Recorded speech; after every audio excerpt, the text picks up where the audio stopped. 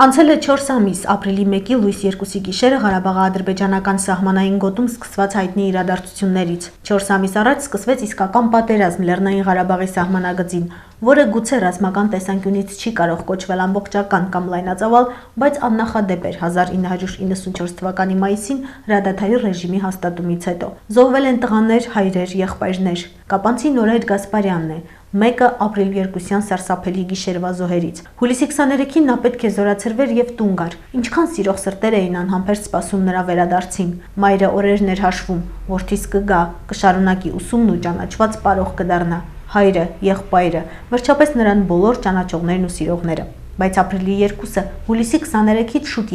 եկավ մորից խլելու իր զավակին, հորից որդուն, եղբորից եղբորը, Կապանյան մշակույթից նվիրալին, վերջապես հայրենիքից զինվորին։ Ապրիլի 2-ը եկավ նաև ապացուցելու հայ զինվորի անմնացորդ սերն ու նվիրվածությունն իր հայրենիքին, իր հող ու ջրին, սեփական կյանքը զոհելու ունակությունը, հանուն ազատության ու խաղաղության։ Սպասելը արդեն դարավ անիմաստ, նորոն չեկա, բոլոր հարազատներով սպասեցինք, ընկերներով ու նորոն չեկավ, նորոն ոնց որ հերոսի մահով գնաց, իրա պարը վերջի պարը պարեց տանկի վրա, պարելով նստավ գնաց ու զոհվեց։ Հուլիսի 23-ը եկավ, ուշացած էր, չսպասված, նորոն արդեն եկել էր, նա իր մոր գրկում էր, երկրորդ մոր, մայր հողի, ինչի համար էլ զոհեց իր կյանքը։ Այսօր ուղիղ 4 ամիս է, ինչ Նորոյի հետ զրուցելու համար բոլորն այստեղ են գալիս, նրա վերջին հանգրվանը, ծաղիկներ են բերում, մոմեր, կիսում իրենց վիշտը, այս թարմ շիրիմից իրենց կարոտն առնում ու տուն գնում։ Ես Նորոյին արդեն չեմ կարող վերադարձնեմ, ինչպես ասում են հերոսը չի մեռնում։ Ես ոնց որ մեր բարեկամներով, ընկերներով եմ հիմա շրջապատված ու դրանցով ես հիմա ապրում եմ, նկարներով, չգիտեմ, ապրեն երեխեքը Facebook-ով։ Հերոս է Նորոն, հպարտացիր, հայ մայր, որ հերոս տղա ես ծնել, նա հավերժ ապրելու է բոլորի սրտերում։ Այսպես են ասում Նորոյի մորը բոլոր հանդիպողները, բայց միթե խոսքերն իզորու են սփոփելու որդեկորույս մորը։ Ես իրոք հպարտ եմ, որ հերոս տղա ունեմ ու իմ ցավը իմ հետ է այդ։ Բոլորը ինձ հետ են, բայց իմ ցավը ինձ հետ է։ Որքան հույսեր ու երազանքներ փշրվեցին, անելիքներ մնացին անկատար։ Նորոյի քույրն է վերադարձել Ռուսաստանի Դաշնությունից։ Միասին պետք է սովորեին համալսարանում, միասին ապրեին։ Այսօր նա չգիտի ինչ անի, հուսահատ է, թևաթափ, նա իր եղբորն է պահանջում, իր երազանքներն ու գողացված երջանկությունը։ Я приехала в Армению, чтобы вместе с Нору поступать здесь в институт, но я поступила, он так и не вернулся. Мы должны были вместе жить, вместе учиться, у нас столько было планов, мы должны были во всех конкурсах танцевальных участвовать, но ничего так и не случилось.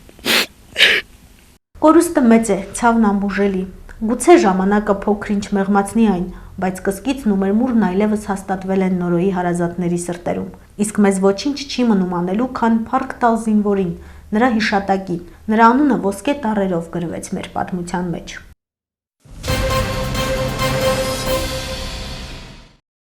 Ընթացիկ տարվա ամառային զորակոչը հուլիսի 31-ին հատեց եզրագիծը, այն անցավ կազմակերպված եւ առանց լուրջ միջադեպերի։ Զորակոչային աշխատանքներ սկսելու եւ ավարտելու համար 1 ամիս է տրված, բայց լինում են հարցեր, որոնք այդ ընթացքում լուծել չի ստացվում։ Խոսքը վերաբերում է մասնավորապես բուժզնման աշխատանքներին։ Վերջին տարիներին Պաշտպանության նախարարի հրամանով զորակոչը անց է կացվում 1 ամսվա ընթացքում։ 1 ամսվա ընթացքում դա բավականին ծավալուն աշխատանք է եւ այդ ուրեմն process-ները կապված հետազոտությունների հետ, բժշկական կենտրոնական բժշկական հանձնաժողովի ներկայացման process-ի հետ կապված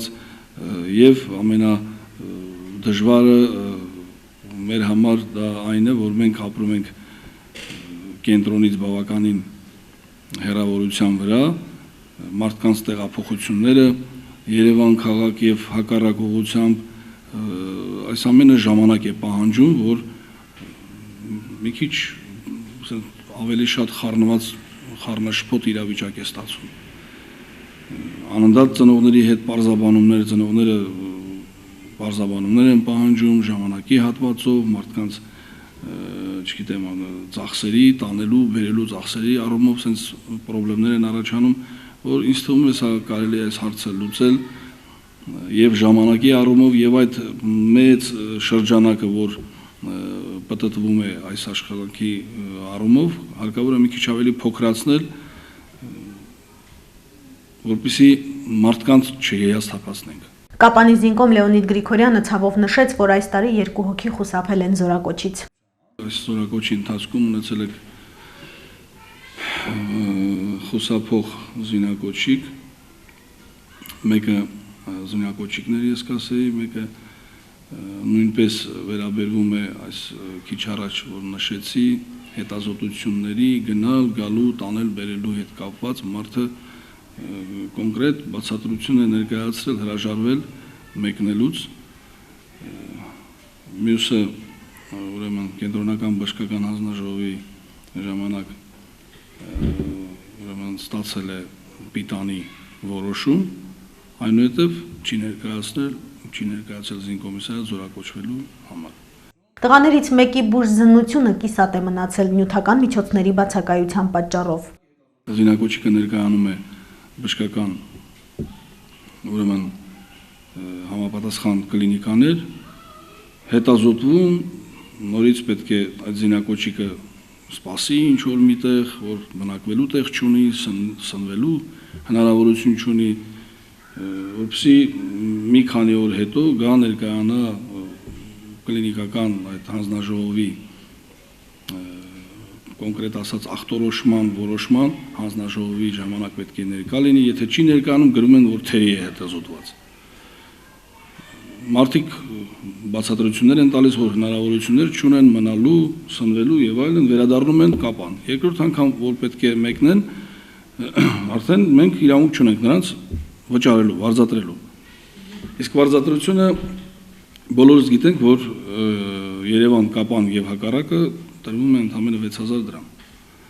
Սա է խնդիրը, որ մարդիկ հրաժարվում են երբեմն։ Սովորաբար զինվորական պարտադիր ծառայությունից խուսափելու դեպքում համապատասխան միջոցներ են ձեռնարկվում, ինչ է սպասվում այս դեպքում։ Նրանց փաստաթղթերը սահմանված կարգով կհանձնենք քննչական մարմիններին, չներկայանալու պատճառը արդեն հետաքննության ժամանակ կպարզվի եւ որոշումը կայացնելու են իրենք։ Արդեն հայտնի է նաև ռազմական բուհ դիմաց դիմորդների քանակը։ Կապանից դիմել եւ ընդունվել է 1 տղա, այն էլ ռազմաբժշկական ուսումնական հաստատություն։ Ունենք 1 երիտասարդ, որ ընդունվել է ռազմաբժշկական ֆակուլտետ, Մխիթար Հերացու անվան պետական բժշկական համալսարանի ռազմաբժշկական ֆակուլտետն է ընդունվել։ Եվ ուրախալի է այդ առումով, երիտասարդի առումով, բայց քանակական առումով ես ասեմ, որ նախկինում բավականին շատ մարդիկ էին դիմում, այժմ նվազել է այդ դիմողների ուրեմն քանակը,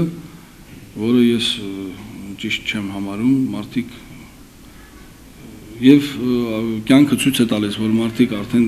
ավարտելուց հետո, բանակում ծառայելուց հետո չեն ունենում իրենց աշխատանքը քաղաքացիական կյանքում, երբեմն դիմում են զինկոմիսարիատ, որպեսզի ուրեմն ընդգրկվեն բանակի շարքերում եւ ծառայեն։ Եվ այդտեղ առաջանում են մեծ խոչընդոտներ։ Այս առումով ես կխնդրեի եւ կոչ կանեի այն երիտասարդներին, ովքեր հասկանում են եւ ուրեմն պետական հոգացության ներքո են նրանք սովորում, նրանք ապրում ապրելակերպը, սնունդը, ամեն ինչը համազգեստը ուրեմն այդ հարցերը հոգում է պետությունը, այնուհետև ավարտելուց հետո ուսումնական հաստատությունը ավարտելուց հետո նրանք անցնում են ծառայության բարձր աշխատավարձով, պետությունը հոգում է նրանց եւ սոցիալական հարցերը եւ չգիտեմ բժշկական, սոցիալական տարբեր հարցեր, բնակարանային հարցեր են հոգում, կարճ ժամանակ անց մարդիկ արդեն պաշտոններ են ստանում, կարողանում են մեկնել ակադեմիա, ավարտել